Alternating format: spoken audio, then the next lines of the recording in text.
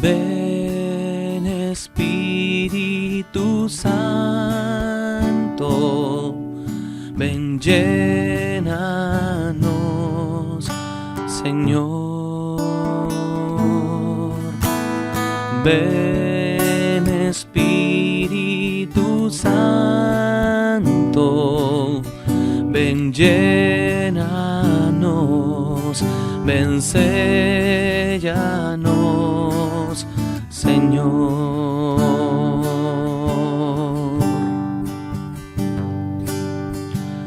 Ven Espíritu Santo, ven llénanos, Señor. Ven Espíritu Santo, ven llénanos, ven séllanos, Señor.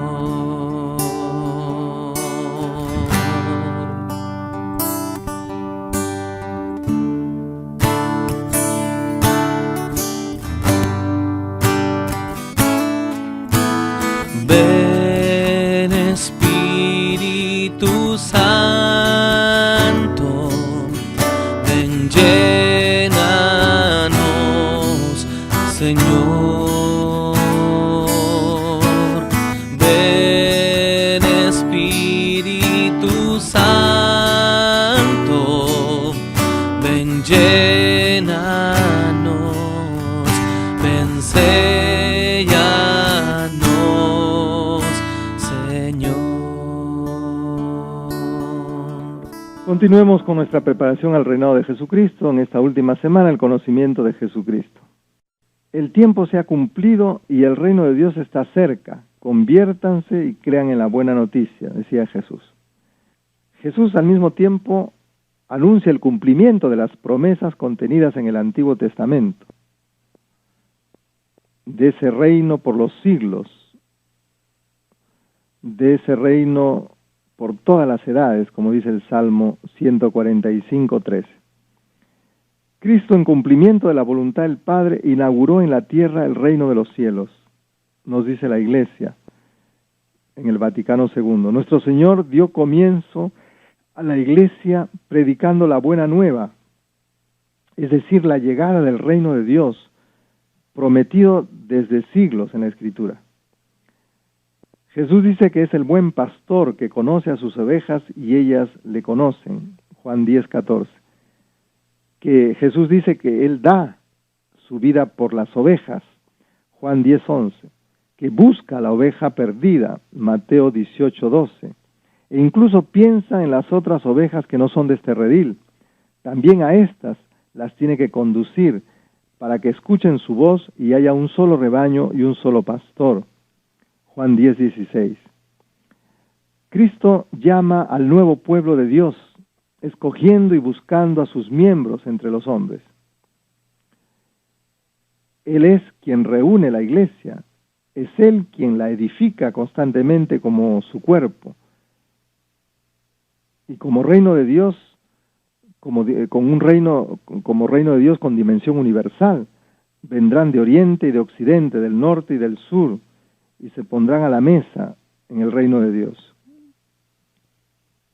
El Dios del cielo, dice el profeta Daniel, establecerá un reino que jamás será destruido ni dominado por ninguna otra nación, sino que acabará por completo con todos los demás reinos y durará siempre. Y Jesús le dijo a Pedro, sobre esta piedra, que era él, edificaré mi iglesia. No me han elegido ustedes a mí, sino que yo los he elegido a ustedes. San Luis María de Montfort dice en una oración que se llama la súplica ardiente: el reino especial de Dios Padre duró hasta el diluvio y terminó con un diluvio de agua. El reino de Jesucristo terminó con un diluvio de sangre. Pero tu reino, Espíritu del Padre y del Hijo, continúa actualmente y terminará con un diluvio de fuego, de amor y de justicia.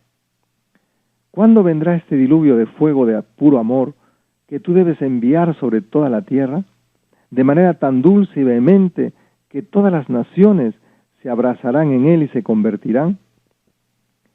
¿Qué es este fuego divino que Jesucristo vino a traer a la tierra,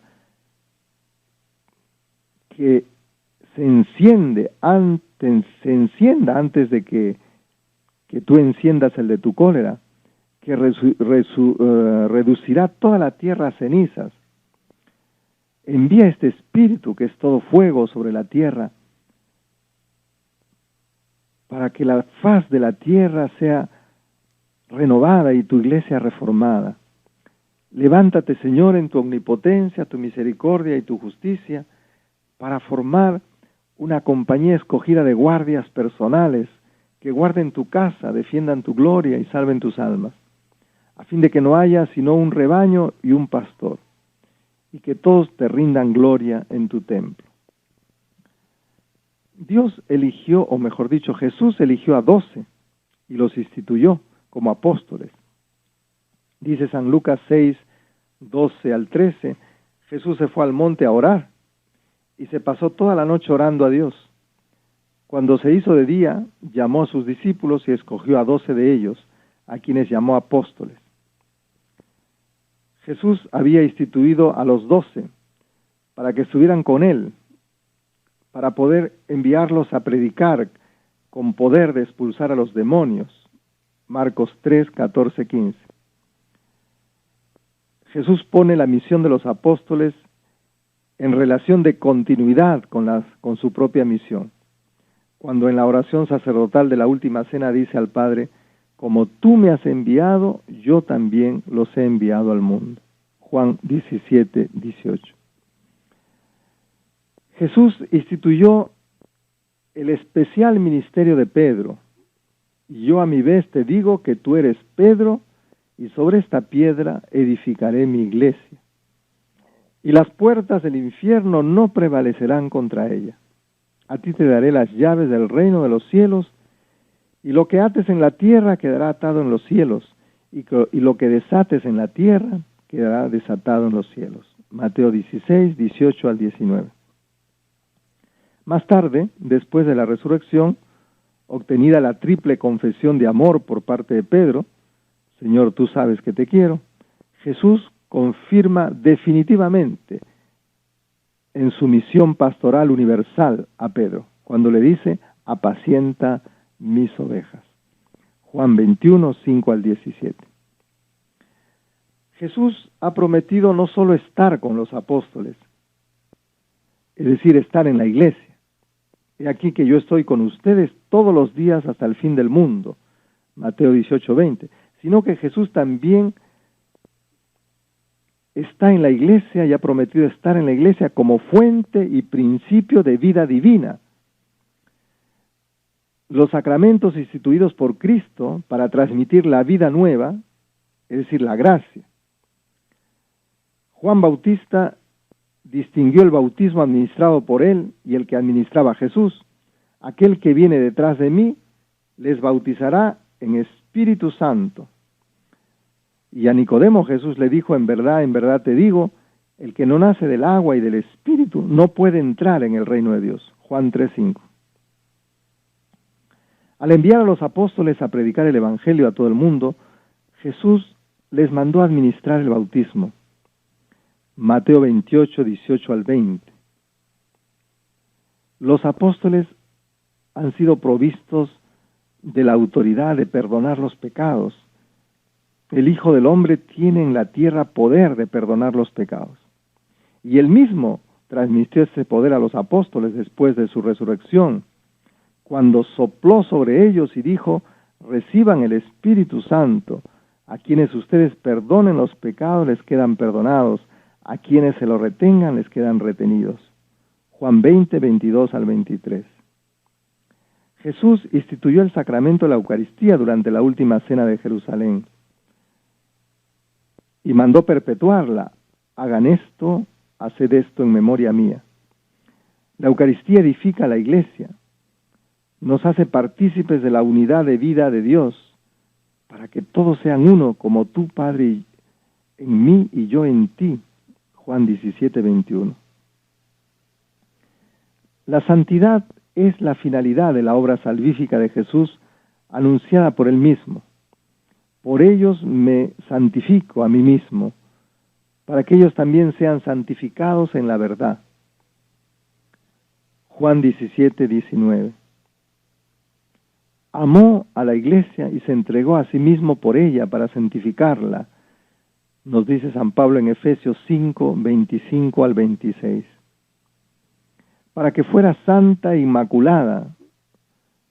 27. Todos en la iglesia son llamados a la santidad. Sean santos porque yo, Yahvé, soy santo. Levítico 19:2. Porque esta es la voluntad de Dios, que se hagan santos. Primera Tesalonicenses 4:3, Efesios 1:4. Y para esto Jesús envió el Espíritu Santo, para que amen a Dios con todo el corazón, con todo el alma, con toda la mente y con todas las fuerzas, para que se amen unos a otros como Cristo nos amó. La santidad se expresa de múltiples modos. El programa de santidad, que está dirigido a todos, se expresa de múltiples modos. Una manera especial es la de los consejos evangélicos: pobreza, castidad y obediencia. Pero también en todos los otros estados de vida se manifiesta la santidad. La santidad incluye a las personas que viven en el matrimonio, así como a los viudos, viudas, a quienes conservan la posesión de sus bienes y los administran, a los que se ocupan de los asuntos terrenos, a los que desempeñan sus profesiones, sus tareas y sus oficios. Es universal, es para todos. Y la santidad es la santidad del amor, cuyo modelo es Jesucristo. Manifiesta tu presencia en mi corazón, llena mi vida, Señor. Manifiesta tu presencia. Esta tercera semana está dedicada al conocer a Jesucristo, según el método de San Luis María Griñón de Montfort. El culmen del amor de Cristo es el sacrificio de la cruz. Dice San Pablo en la carta a los Efesios, capítulo 5, versículo 1, Cristo los ha amado y se ha ofrecido a ustedes, ofreciéndose a Dios como sacrificio. El amor con que Cristo nos ha amado es humilde y tiene carácter de servicio. El mismo Jesús decía: el Hijo del Hombre no ha venido a ser servido, sino a servir y a dar la vida como rescate por muchos. El evangelista Juan, cuando presenta a Jesús en el umbral de la pasión, escribe de él: habiendo amado a los suyos que estaban en el mundo, los amó hasta el extremo. Juan 13:1. El amor de Cristo se manifestó definitivamente en el sacrificio de la cruz, es decir, en entregar su vida por los hermanos. El sacrificio de Cristo se ha hecho precio por la liberación del hombre, la liberación de la esclavitud del pecado, como dice San Pablo en la carta a los Romanos, capítulo 6, versículos 5 y 17. El precio del paso a la libertad de los hijos de Dios es el sacrificio de Cristo. La conciencia de esta misión suprema estuvo siempre en la mente, en la voluntad de Jesús. Nos lo dicen sus palabras sobre el buen pastor, que da la vida por sus ovejas. Y también su misteriosa aspiración. Jesús decía: con un bautismo tengo que ser bautizado, y qué angustiado estoy hasta que se cumpla. Lucas 12:50.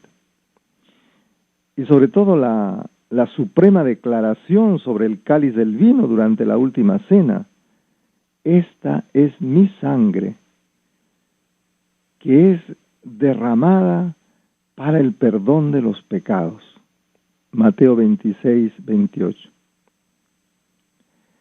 La verdad, pues, entonces, sobre el sacrificio redentor de Cristo forma parte de la doctrina contenida en la carta a los Hebreos. Cristo es presentado en la carta a los Hebreos como sumo sacerdote de los bienes futuros, que penetró de una vez para siempre en el santuario con su propia sangre, consiguiendo una redención eterna. Hebreos 9, 11 al 12. Y en Hebreos 9, 14 se dice que este solo sacrificio tiene el poder de purificar nuestra conciencia de las obras muertas. Jesús mismo decía en Juan 15, 13, nadie tiene mayor amor que el que da la vida por sus amigos. Y San Pablo, en la carta a los Efesios, capítulo 1, versículo 7, dice, tenemos por medio de su sangre la redención, el perdón de los pecados, según la riqueza de su gracia. Como en Romanos 5:8, Pablo dice, la prueba de que Dios nos ama es que Cristo, siendo nosotros todavía pecadores, murió por nosotros. Él ha sido herido por nuestras rebeldías, y por sus llagas hemos sido curados.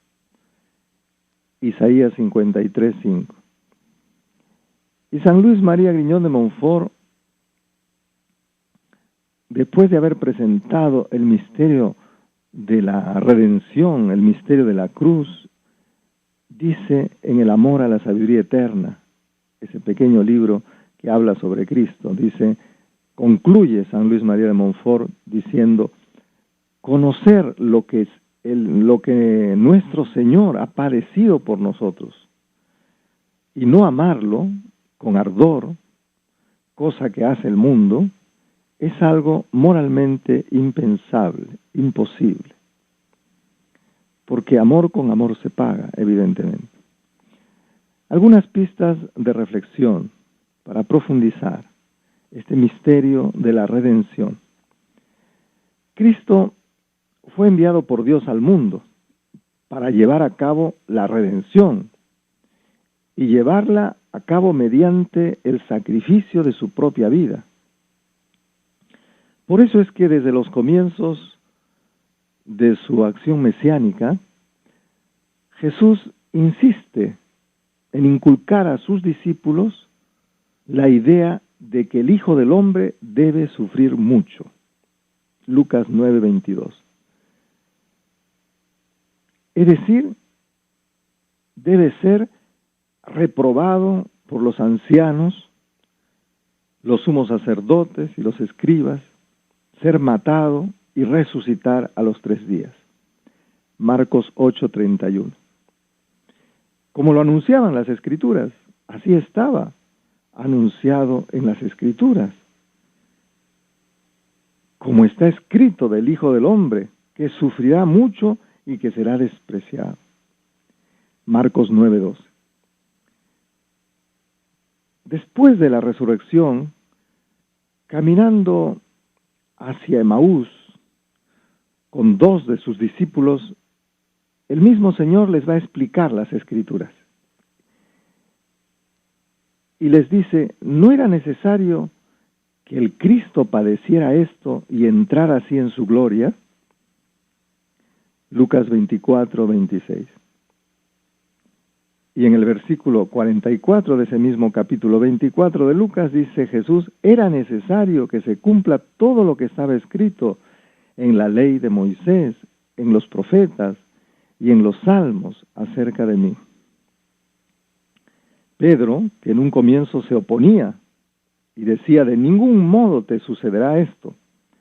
Después de los acontecimientos pascuales, hablando de Cristo, Pedro dirá, el hombre que fue entregado según el determinado designio y previo conocimiento de Dios, a ese ustedes lo mataron, clavándolo en la cruz por mano de impíos.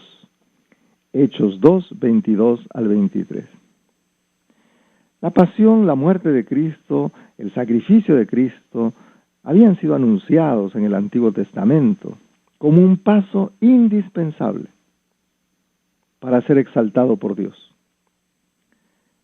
Dice el profeta Isaías 53:13, he aquí que prosperará mi siervo, será enaltecido, levantado y ensalzado sobremanera. Todos los textos apostólicos hablan de esta extraña necesidad de la muerte cruenta como condición de la redención humana.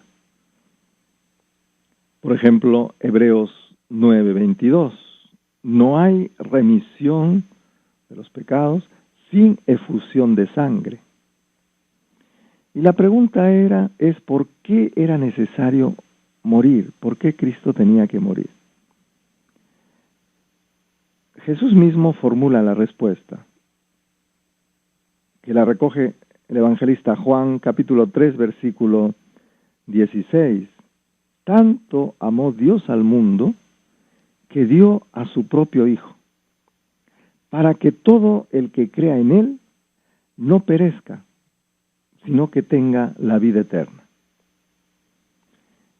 Dios ha dado a su Hijo unigénito para la salvación del mundo, para que tengan la vida eterna, entregándolo a la muerte de cruz por los pecados del mundo, y entregándolo por amor. En esto consiste el amor, no en que nosotros hayamos amado a Dios, sino en que Él nos amó y nos envió a su Hijo como propiciación por nuestros pecados. Primera carta de Juan 4:10. Dios quiso revelarnos en este Hijo y por medio de Él toda la riqueza de su misericordia, de su inmenso amor. Porque Dios, que es rico en misericordia, nos manifestó su inmenso amor. Efesios 2:4. La Iglesia entera está segura de este amor que lo supera todo. Ni la muerte, ni los ángeles, ni ninguna otra criatura podrá separarnos del amor de Dios manifestado en Cristo Jesús, Señor nuestro. Romanos 8, 38 al 39. Les invitaría a elevar nuestros ojos a contemplar a aquel que cuelga de la cruz y a preguntarnos, ¿quién es este que sufre? Y la respuesta es que el que sufre es el Hijo de Dios, hombre verdadero, pero también Dios verdadero. El Verbo encarnado, Jesucristo, cuyos sufrimientos humanos pertenecen a la naturaleza humana, pero se deben atribuir, como todas sus acciones, a la persona divina. En Cristo se tiene, pues, a un Dios que sufre. Su persona divina como Verbo, por otro lado, le dan un valor infinito a su sufrimiento y a su muerte. Su humanidad, unida a su divinidad, lo hacen capaz de reconciliar al hombre con Dios. Se establece como único mediador entre la humanidad y Dios. Él es el pontífice, el puente sobre el mundo, el mediador. A través de él viene todo don del cielo a los hombres y suben a Dios todos los suspiros e invocaciones de salvación, decía Santo Tomás de Aquino. Y San Pablo, en la segunda carta a los Corintios, capítulo 5, versículo 21, Pueden tener como referencia de esta carta Isaías 53, 4 al 5, dice San Pablo: a quien no cometió pecado, Dios lo hizo pecado por nosotros, para que viniésemos a hacer justicia de Dios en él. El Hijo, de la misma sustancia que el Padre, cargó sobre sus hombros el yugo terrible del pecado de toda la humanidad, para obtener nuestra justificación, nuestra santificación, nuestra salvación. Y lo que le confiere a esta sustitución un valor redentor no es el hecho material de que un inocente haya sufrido el castigo merecido por los culpables, y que así la justicia de Dios haya sido satisfecha de algún modo. El valor redentor viene de la realidad de que Jesús, siendo inocente, por solidaridad se ha hecho, por puro amor, solidario con los culpables. Y así ha transformado desde dentro al ser humano. El Hijo de Dios, que asumió el sufrimiento humano, se constituye en un modelo para todos los que sufren, un modelo divino para todos los que sufren. Si bien es verdad que ningún hombre podía llevar a cabo la redención, también es verdad que cada uno es llamado a participar del sacrificio de Cristo. Cada uno es llamado a colaborar con Él en la obra de la redención del mundo. Y esto lo podemos hacer todos, uniéndonos al sacrificio de Cristo, uniendo nuestros padecimientos, nuestros sufrimientos, nuestras enfermedades al sufrimiento redentor de Cristo. Y así entonces no sufrimos inútilmente, o nuestro sufrimiento no es inútil. Es verdad que hay mucho sufrimiento en el mundo que es culpable, que se pueden detectar los causantes de esos sufrimientos, y por eso tenemos que luchar contra ese sufrimiento culpable. Pero también hay mucho sufrimiento en el mundo que no podemos, del cual no podemos escapar, y al cual tenemos que encontrarle un sentido. Porque si no le encontramos un sentido a ese sufrimiento ineludible, pues se constituye en destructivo, nos destruye, o por lo menos nos llena de amargura, de resentimiento, de odio. Yo creo que mirando a Cristo sufrir por amor y uniéndonos a ese sufrimiento, uniendo nuestras enfermedades, nuestros sufrimientos, nuestras dolencias, uniéndonos al sufrimiento de Cristo, podemos transformar ese sufrimiento nuestro y hacerlo redentor junto con Cristo, hacer que pierda su capacidad destructiva, autodestructiva. Eso es encontrarle sentido al sufrimiento. Y cuando el sufrimiento tiene sentido, pues pierde toda su fuerza destructiva. San Pablo nos dice en la carta a los Colosenses, capítulo 1, versículo 24, ahora me alegro por los padecimientos que soporto por ustedes y completo en mi carne lo que falta a las tribulaciones de Cristo a favor de su cuerpo, que es la Iglesia. Por otro lado, la consagración, según el método de San Luis María Griñón de Montfort, nos pide a través de este totus tuus, a través de esta entrega total que significa consagrarnos a Jesús por medio de María, implica poner esta renta espiritual. Así lo llama San Luis María de Montfort, poner esta renta espiritual de la fecundidad de nuestro sacrificio unido al de Cristo, ponerlo en las manos de María, para que ella obtenga con eso gracias del cielo, la conversión de un pecador, la salvación de un alma del purgatorio, alguna gracia que se puede derramar en el mundo. Ahora vamos a terminar con unas palabras sencillas en nuestro corazón en agradecimiento a nuestro Señor. Gracias, Señor, porque por tu santa cruz redimiste al mundo. Repítelo 3 veces. Gracias, Señor, porque por tu santa cruz redimiste al mundo. Gracias, Señor, porque por tu santa cruz redimiste al mundo. Amén.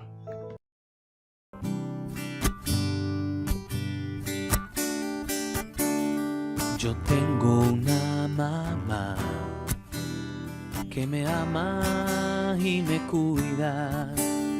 Yo tengo una mamá que me protege, ella es mi amiga. En mis días de soledad, yo la puedo invocar. En mis noches de soledad, su ternura me acompaña. María, María, mi buena mamá. María, María, mi dulce mamá. Yo te sigo a donde vayas, sé que en ti puedo confiar. María, mi dulce